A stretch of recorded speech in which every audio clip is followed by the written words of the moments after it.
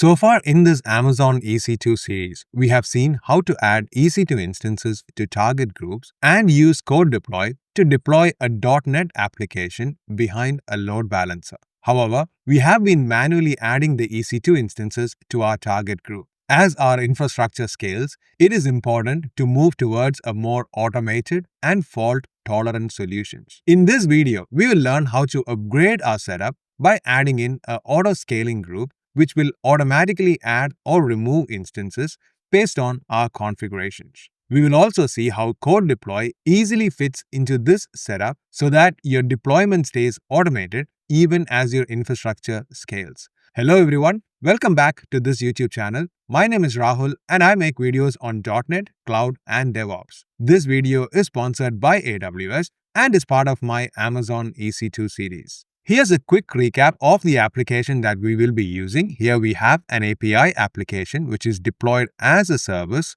using CodeDeploy. So we have the myapi.service and the appspec.yml file. We also have the necessary scripts that's required for each of the hooks that is used to deploy to CodeDeploy. We use the AWS CDK to define our resources and create the required infrastructure. This will be run separately to the GitHub actions that deploys the actual application. The GitHub action is in the GitHub folder with the workflow file defined here. I highly recommend checking up the videos before in this series to get up to speed on this if you're completely new to this. Now, from an AWS console side, we have the target group created here, and we also have two instances deployed to that. Now, these instances are behind the load balancer and we've used CodeDeploy to deploy the applications. So in here, we have the application defined and also the deployment group.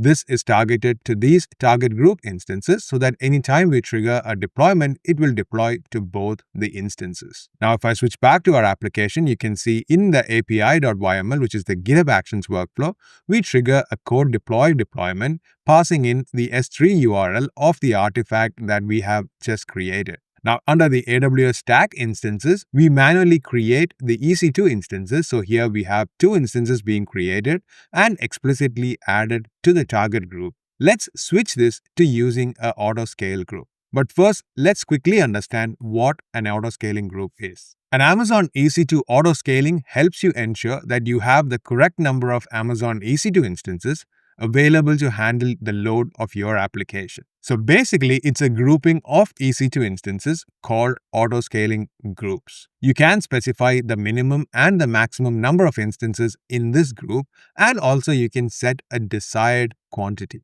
So automatically, Amazon handles maintaining that desired quantity.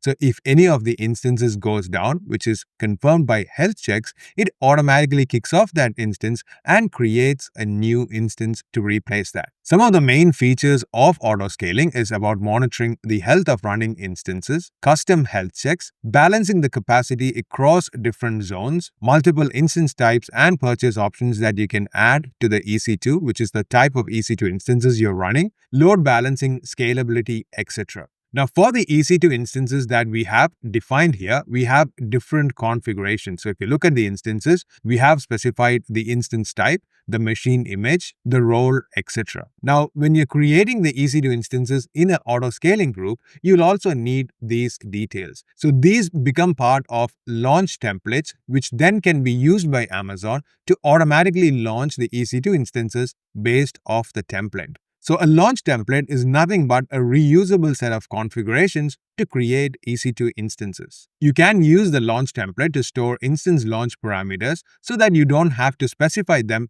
every time you have to launch an Amazon EC2 instance. And this is very much required by an auto-scaling group because it has to automatically launch the EC2 instances as and when it's required. Now, for each launch template, you can create one or more launch versions and use it accordingly. Now, we will not go much into details about launch templates. We will quickly have an introduction on how to set up an auto-scaling group, a launch template, and cut over our instances to that. So auto-scaling group is just a collection of instances that are treated as a logical grouping for the purposes of automatic scaling and management. Now, the size of the auto-scaling group depends on the application that you're running and the desired capacity count that you want on it. It starts by launching enough instances to meet its desired capacity. So it maintains this number of instances by performing periodic health checks of the instances in the group. So let's switch over to our rider application and update our AWS EC2 stack to use auto-scaling group.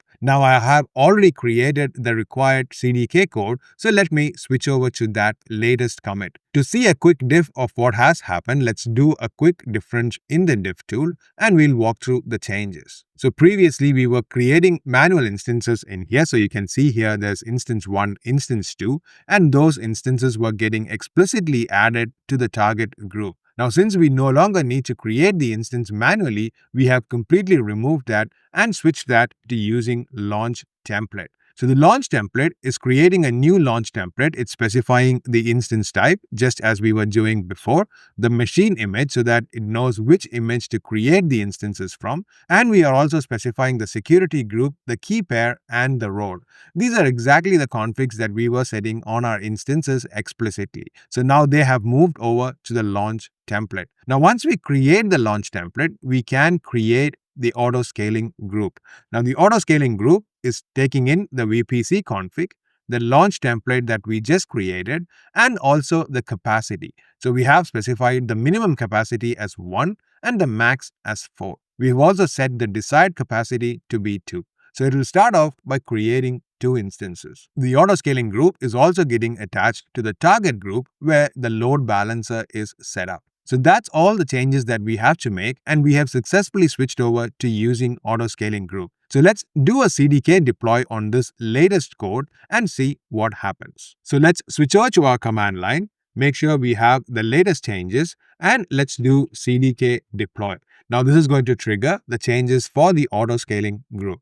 Let's confirm the changes that it's going to make and run these changes. The updates are complete, so let's switch over to the AWS console to walk through the changes. So let's navigate to the auto-scaling groups and we can see there is a new auto-scaling group created. In here, it shows it has right now 2 instances and the desired capacity is 2. Also, the min and max is 1 and 4. These were the settings that we set up on our auto-scaling group. You can also see the launch template that's attached to it. So you can right click and open this in a new tab and look at the launch template. You can also alternatively scroll up and go to the launch templates and navigate to it there. So let's switch over to the launch template, and here we can see the configuration of this launch template. So you can see this is a T3 micro. It has a security group attached. You can also see the version details and any template tags in there. The AMI that's used for this launch template has the AMI ID that's specified in here. So let's copy this and switch over to the AMI catalog where you can search for this AMI ID. So let's search for that, and here you can see that's the Amazon Linux 2023 kernel 6.1 AMI. Now if we switch back to our CDK, you can see that's the exact same AMI that we have specified in our CDK to be used for this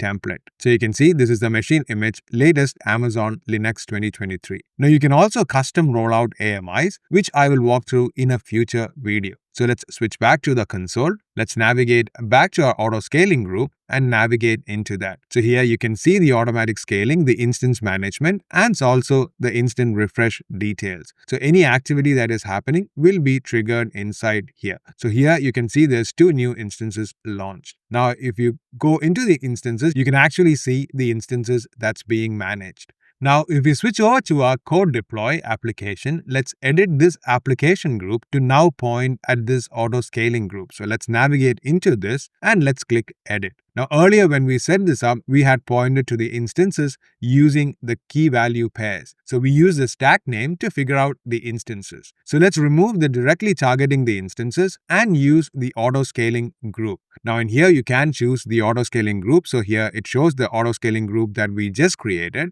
And let's configure this in here. So let's leave the termination hook for now, which we will cover in a later video. So let's make that update. Let's remove the Amazon EC2 instances and let's click Save Changes. Now this updates our CodeDeploy to now look at the Amazon EC2 auto scaling group.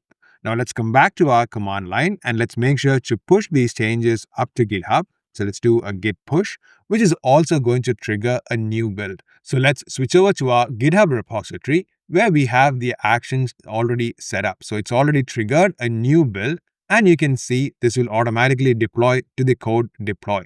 So let's navigate into here to see the various steps. Now this has already triggered the deploy. So if I navigate back to my code deploy and look at the deployments for this application, we can see the latest deployment. So now if we navigate further into here, you can see this is going to be deployed to those two instances that is part of our autoscale group. So you can see this ends with 2EE and 4FE. So if I come back, you can see the same two instances in our autoscaling group.